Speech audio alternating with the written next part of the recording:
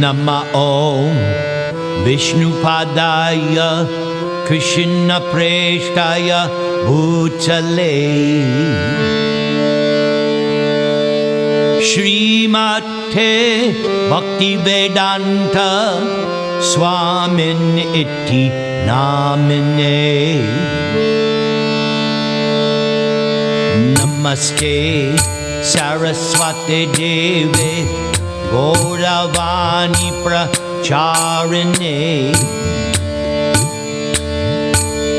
Nirvishesha Shunyavadi Paschatya Desha Charine Om Ajnana Timarandhasya Jnananjana Shalakaya Chakshur Unmilitam Yena Tasmai Sri Gurave Namaha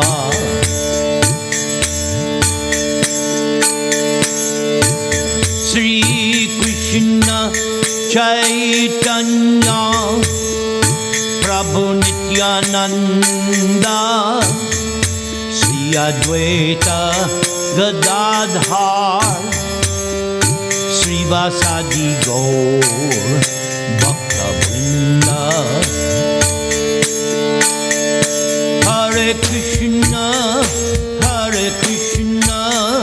Krishna Krishna Hare Hare Hare Rama Hare Rama Rama Rama Hare Hare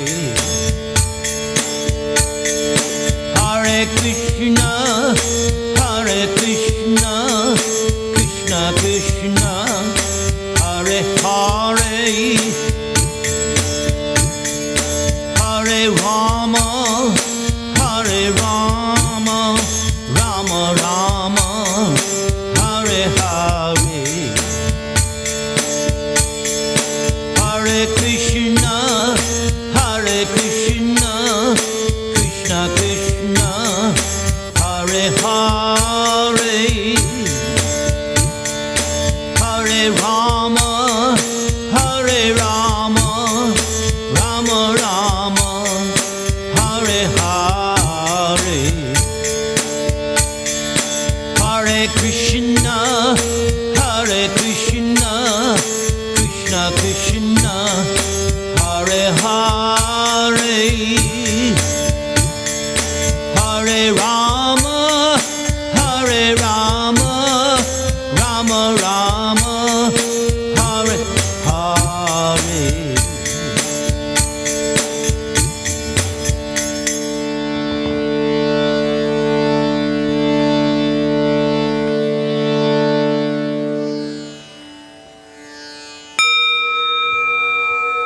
Jigyasitang susampanam apite mahad adbhutam kritavan bharatang yas twang sarvartha party bring hitam. Sri Narada said, "O Vyasadeva, your inquiries were full, and your studies were also well fulfilled. And there is no doubt that you have prepared a great and wonderful work known as the Mahabharata, which is full of all kinds of Vedic sequences elaborately explained. Achintya khalu ye bhava natang starkena yojayit prakritibhya parang yachcha tad achintyasya lakshanam." Anything transcendental to material nature is called achintya, inconceivable, whereas arguments are all mundane. And since mundane arguments cannot touch transcendental subject matters, then one should not try to understand such things through mundane reasoning and arguments.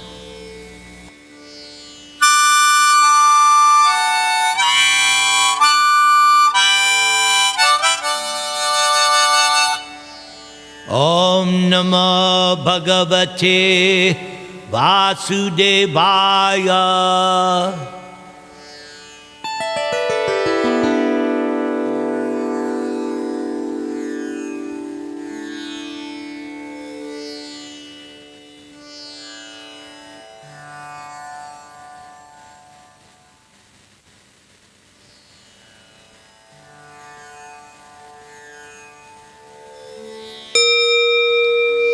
Mahabharata, Part 1, Chapter 4. Duryodhana begins his evil schemes. Part 2.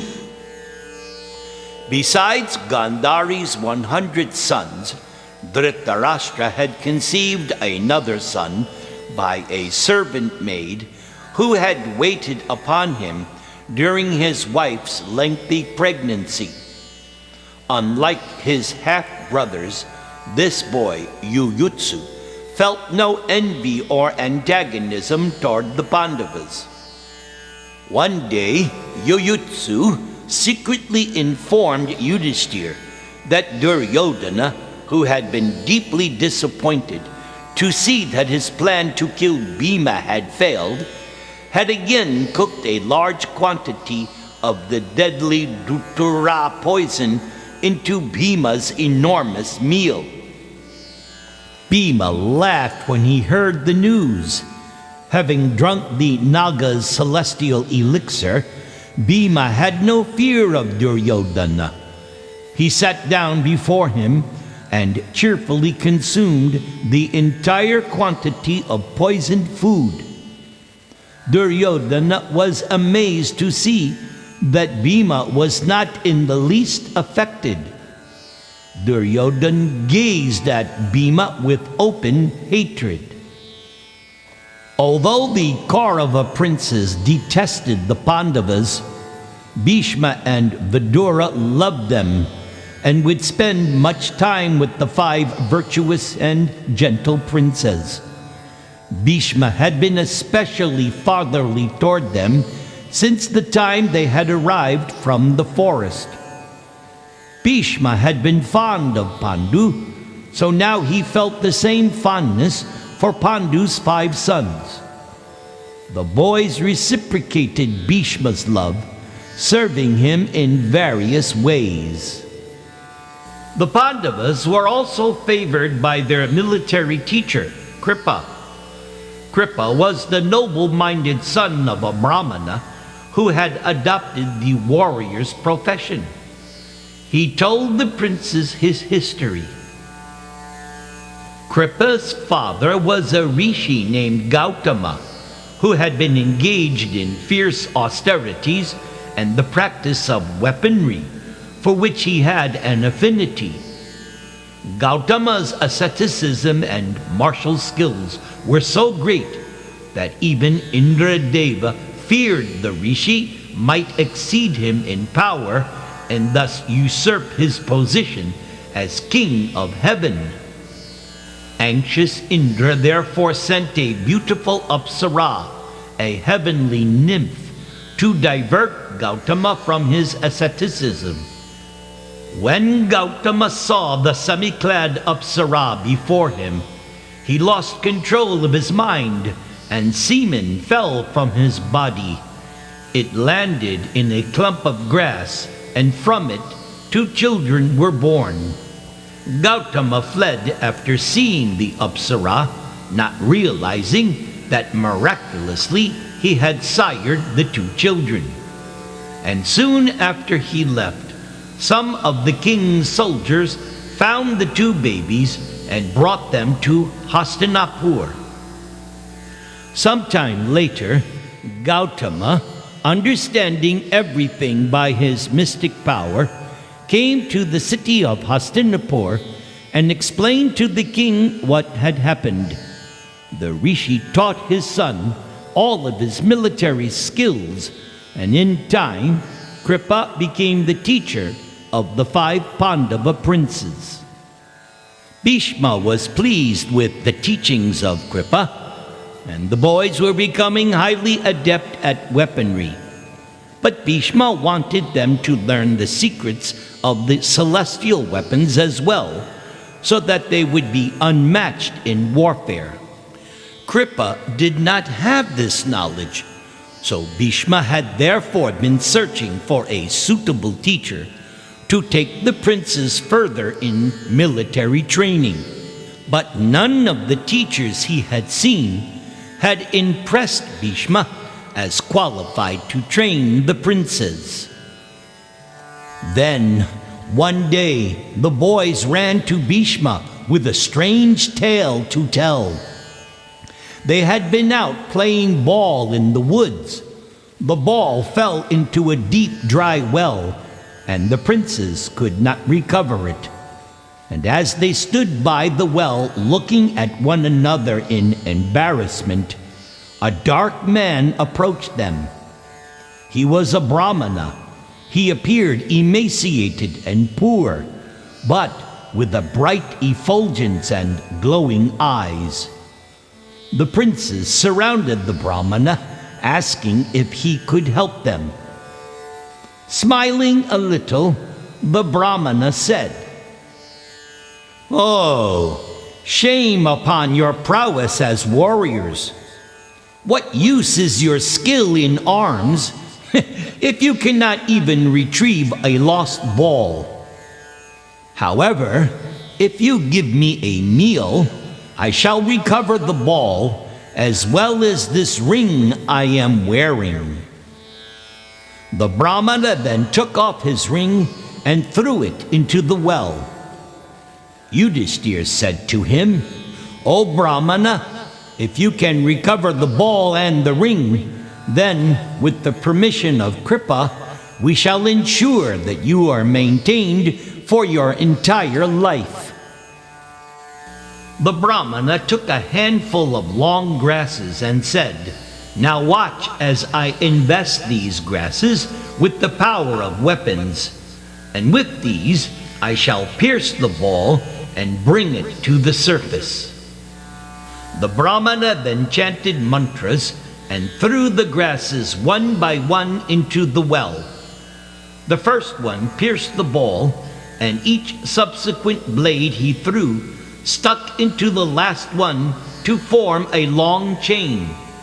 Then the Brahmana pulled the ball out of the well. The Pandava princes were astonished. "Oh, this is truly wonderful. But let us now see how you raise the ring." The Brahmana then asked for one of the bows from the princes and shot a single sharp-pointed arrow into the well. With it, he brought up the ring caught on the arrow's head. The princes crowded around, asking him to reveal his identity, for they had never seen such skill. The Brahmana told them to go to Bhishma and describe what they had seen. Bhishma would know his identity. The Brahmana then told them that he would wait here until they returned. The boys ran back to the city and told Bhishma everything. And when he heard the tale, Bhishma's eyes shone with joy. Surely this could only be Drona, the disciple of his own martial teacher, Parashuram. Bhishma had heard much about Drona from the rishis. This was certainly providential, for the princes could have no better teacher. Bhishma went in person with the boys to see the Brahmana. Finding, just as he had suspected, that it was Drona, Bhishma immediately offered him the position of a royal teacher. Drona accepted the proposal and went to Hastinapur with Bhishma. Once they were back in the city, Bhishma had Drona tell everyone of his history. Drona looked around at the eager-faced princes. They wanted to know everything about this most unusual Brahmana. He was the son of Bharadwaj, the all-powerful rishi, who had for thousands of years dwelt deep into the forest, and who, not long ago, had finally ascended to heaven. Although he too was a Brahmana, Drona was inclined toward martial arts. While living in his father's hermitage, he had learned the science of arms from Agnivesha, another powerful rishi. Drona had also received knowledge of the celestial weapons from the great Parashuram. Despite having such great learning, however, Drona remained a poverty-stricken Brahmana. Why, he could hardly maintain his family. Thus, he had been on his way to Hastinapur, hoping to be engaged as the prince's teacher. Bhishma said, "O Drona, make your residence here in the city. You shall enjoy every luxury along with the Kurus. Indeed, the Kurus will be at your command. Whatever wealth, kingdoms, and followers that belong to our house is now also yours. O best of Brahmanas, it is our good fortune that you have arrived here in Hastinapur." Drona was then given a large, well-furnished house, stocked with everything enjoyable, and he was attended by many servants.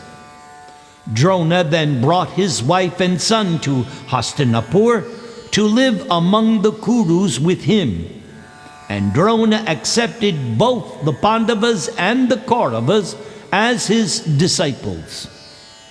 Drona taught the princes everything he knew about weaponry. The boys practiced every day from dawn till dusk. As the news of his martial school spread, princes from other kingdoms also came to learn from the famous Drona Acharya. The Vrishnis, Andakas, and other famous and powerful dynasties sent their princes to Drona, and he accepted them all as his pupils. Soon, Drona had thousands of students. Among all the boys, however, Arjuna excelled at his lessons. Arjuna remained always at Drona's side, eager to learn any little skill or extra tip. Arjuna's ability, speed, perseverance, and determination were unequaled by all the other princes. Arjuna became foremost. Drona felt no one could match Arjuna's skills. Out of his natural fatherly affection, Drona also wished to impart extra lessons to his own son, Ashvatthama. Drona gave all the princes narrow-mouthed water pots, asking them to fill them at the river. But For his own son, Drona gave a wide-mouthed pot so that Ashvatthama could return first and thus receive extra training. Arjuna realized Drona's intentions, and so he filled his own pot with a celestial water weapon, and thus returned before Ashvatthama. Drona smiled when he saw Arjuna's determination. Arjuna's desire to learn from his preceptor was beyond compare. Arjuna always carefully worshipped Drona Acharya and was attentive to his every command. And because of his devotion to both studies and his guru, Arjuna became Drona Acharya's favorite student.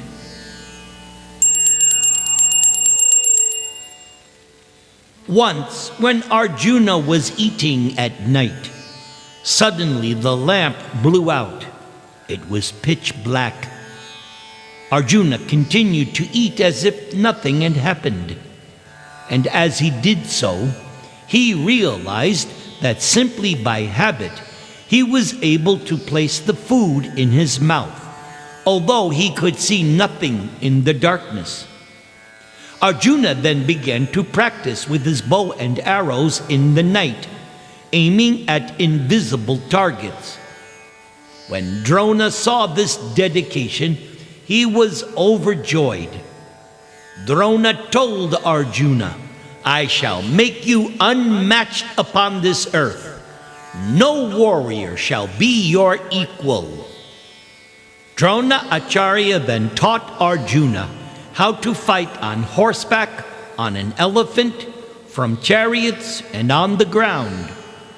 Drona showed Arjuna all the skills of fighting with clubs, swords, lances, spears, and darts, as well as many other types of weapons. Drona also taught Arjuna how to contend with any number of warriors fighting at once. And just as Drona had promised, Arjuna's skill soon became incomparable on earth.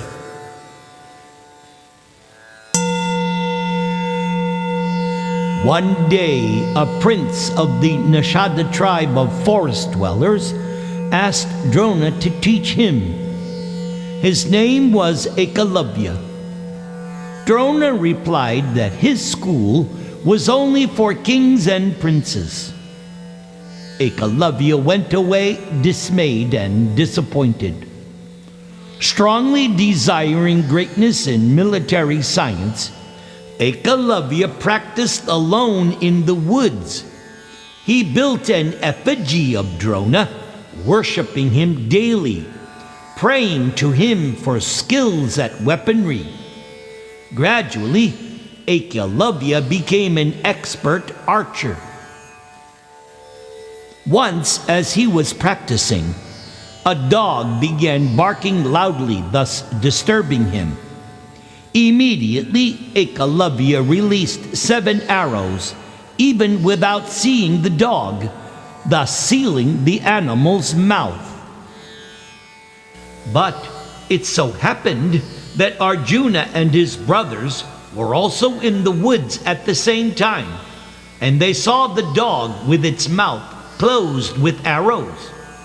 They marveled at this, wondering who was responsible for such a feat. Soon they came upon Ekalavya, and seeing the dark-skinned Nishada smeared with filth, his hair matted, they asked him who he was.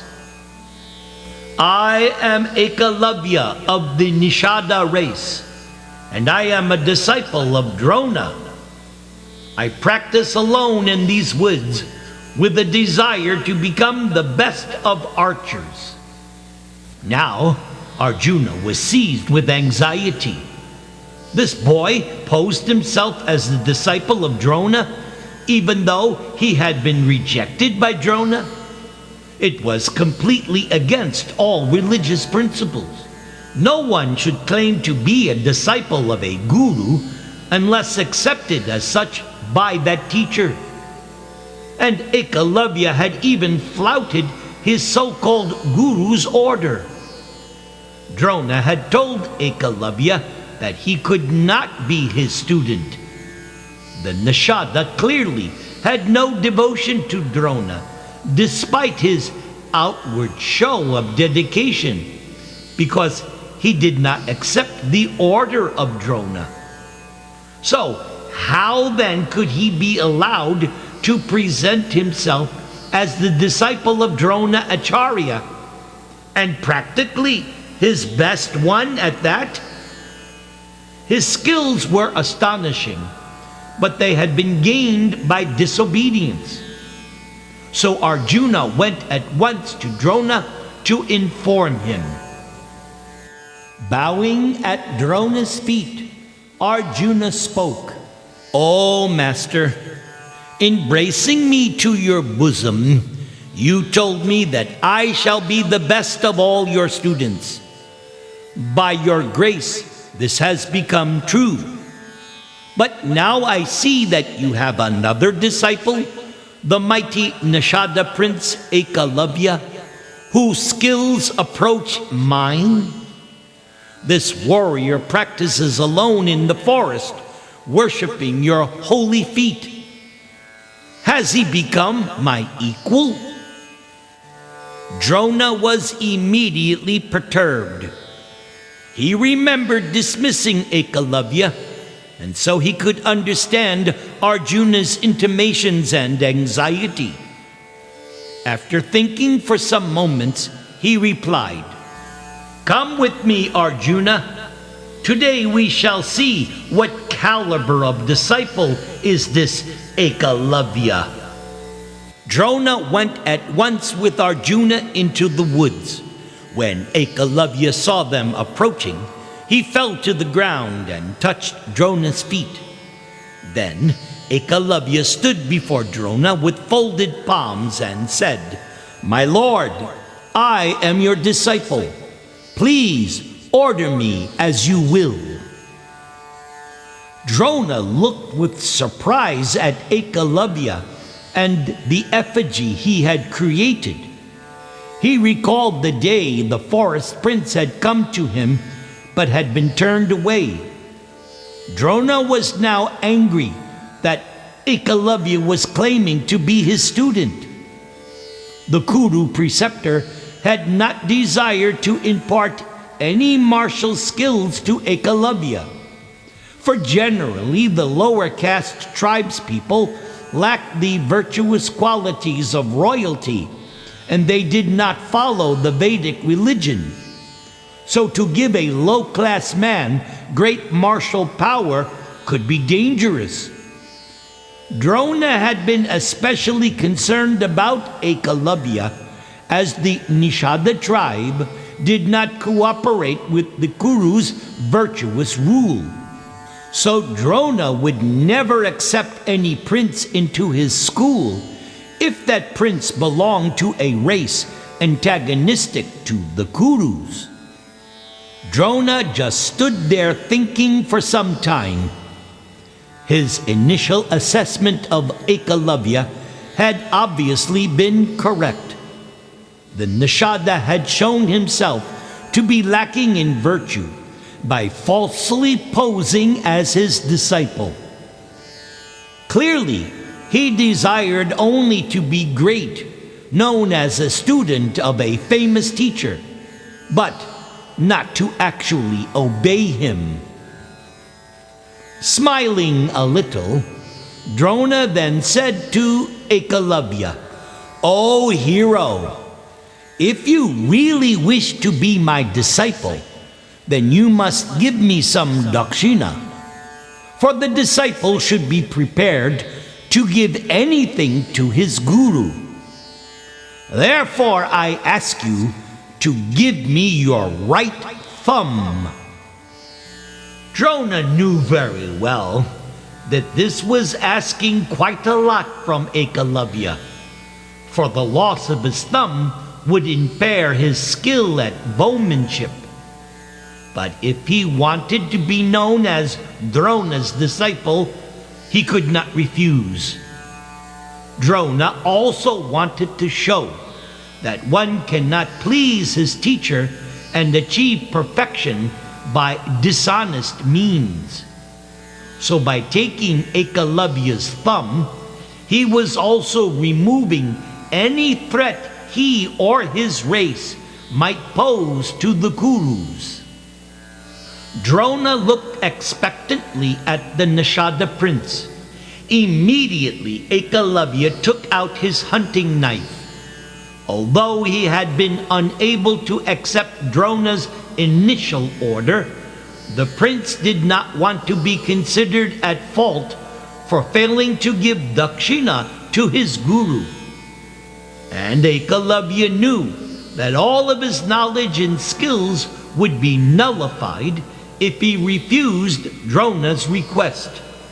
So without the least hesitation, Ekalavya cut off his thumb and handed it to Drona Acharya. Drona took the thumb and thanked Ekalavya. Raising his hand in blessing, Drona turned and quickly walked away, followed by a relieved Arjuna. And with this firm action, Drona had clearly upheld religious principles.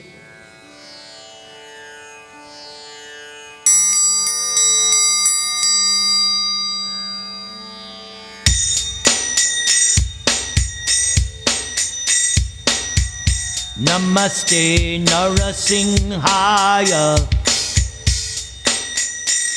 Praklada Klada Dayane Hiranya Kashipo Vaksha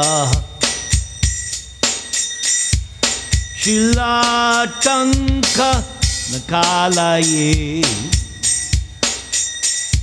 Ito Mrisinga Parato Mrisingho Yato Yato Yamitato Mrisingha Bahir Nrisingho Hridaye Mrisingho Nrisingham Ading Sharanang Prapadye Namaste Narasimhaya Nrisingham Ading Sharanang Prapadye Nrisingham Ading Sharanang Prapadye Tavakara Kamala Vare Nakam Adbhuta Sringam Dalita Hiranyakashipu Kanu Bringam Keshavadita Narahadi Rupa Jai Jagadisha Hare Jai Jagadisha Hare Jaya Jagadisha Hare Keshavadrita Nrsimha Rupa Jai Jagadisha Hare Jai Jagadisha Hare Jai Jagadisha Hare Jai Jagadisha, Jai Jagadisha, Jaya Jagadisha, Hare Hare, Jaya Jagadisha, Hare Hare Krishna, Hare Krishna, Krishna Krishna, Hare Hare Hare Rama, Hare Rama, Rama Rama, Hare Hare.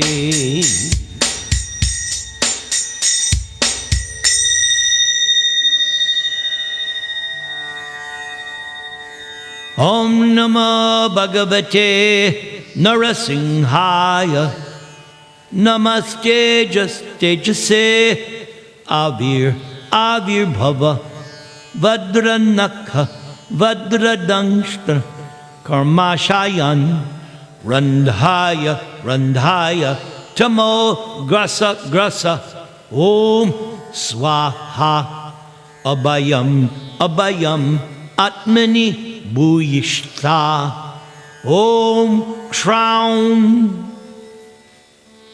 I offer respectful obeisances unto Nrsingadeva, the source of all power. O my Lord, you possess nails and teeth, just like thunderbolts.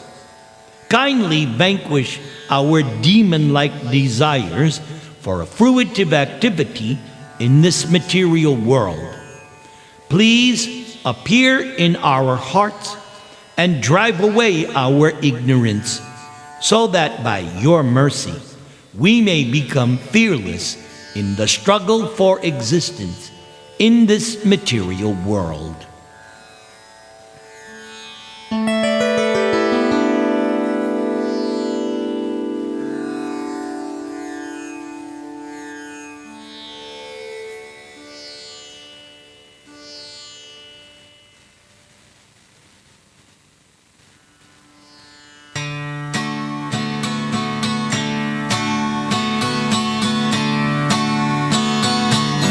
One day Lord Nityananda and Haridas Thakur went out preaching door to door with great humility. They asked all men to kindly chant the holy name of the Lord. In time they came upon two men who had very sinful hearts. They would rob and steal and cause distress. Great trouble they would always start. And then Lord Nityananda begged them at their feet to praise the glories of the holy name and make their lives complete. And make their lives complete. But they were much degraded, those two illusioned men. They thought the Lord would do them harm, and thus they threw a pot at him.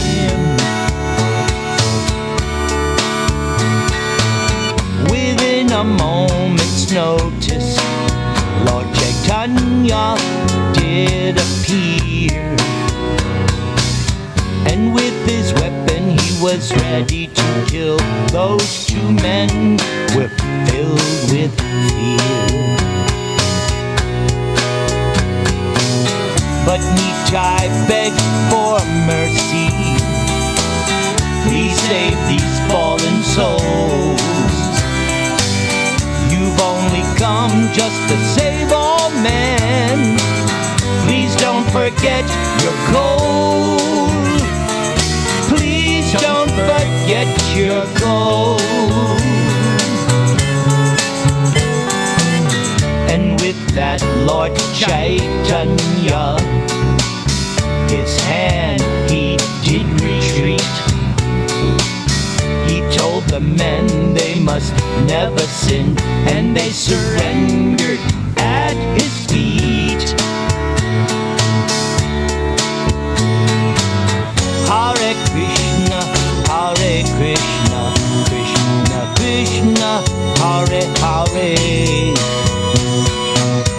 Hare Rama, Rama Rama, Hare Hare. Chant chant the holy name. Chant the holy name.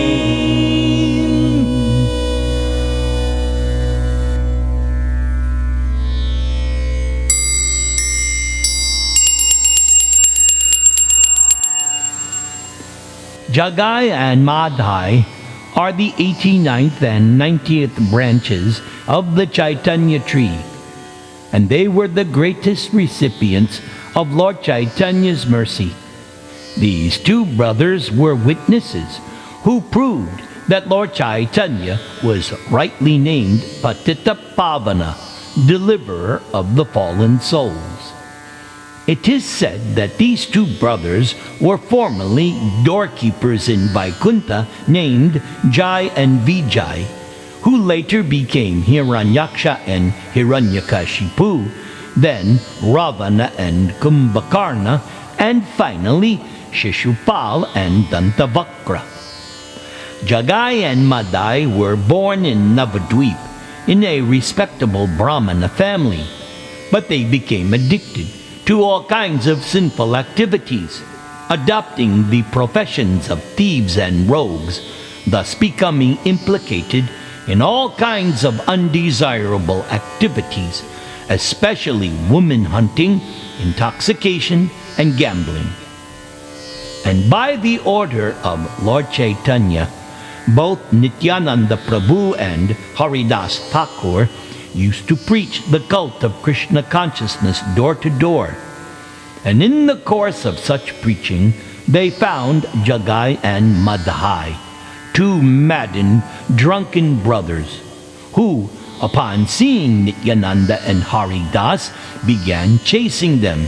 And on the next day, Nityananda Prabhu was even struck on the head with a piece of earthen pot, thus drawing blood. So when Sri Chaitanya Mahaprabhu heard of this, immediately he came to the spot, ready to punish both brothers. But upon the plea of Nityananda Prabhu, when the all-merciful Lord Gauranga saw their repentant behavior, Sriman Mahaprabhu immediately embraced Jagai and Madhai. Thus, by seeing the Supreme Personality of Godhead, Lord Chaitanya, face to face and embracing him, both the sinful brothers were at once cleansed. They thus received initiation into the chanting of the Hare Krishna Maha Mantra from Lord Chaitanya Mahaprabhu and were delivered.